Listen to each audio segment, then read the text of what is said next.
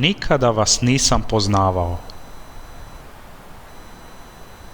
Stranac bijah, ne pohodiste me. Žedan bijah, ne napojiste me. Zaista kažem vam, nikada vas nisam poznavao.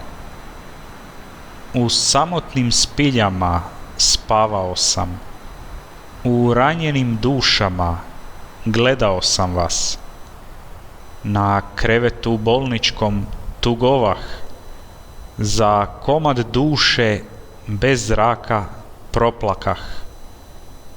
Ustima svjedočiste da imate empatije, no nitko mi od vas ne pristupi.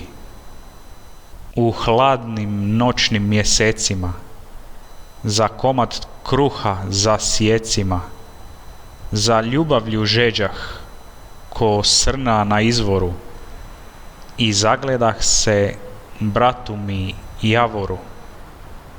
U starici bijah na proplanku, u strancu šutjeh na izlasku, ali nitko me od vas ne pogleda.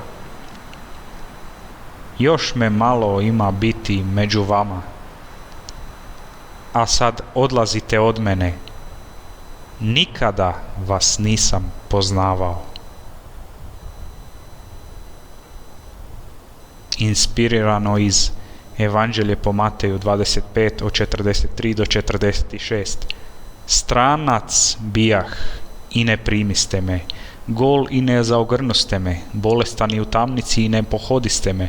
Tada će mu i oni odgovoriti: Gospodine, a kada te to vidjesmo gladna, ili žedna, ili stranca, ili gola, ili bolesna, ili u tamnici, i ne poslužismo te? Tada će im on odgovoriti: Zaista, kažem vam, što god ne učiniste jednomu od ovih najmanjih, ni meni ne učiniste. I otići će ovi u muku vječnu, a pravednici u život vječni.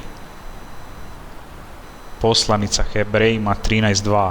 Gostoljublja ne zaboravljajte, njime neki i neznajući ugostiše anđele.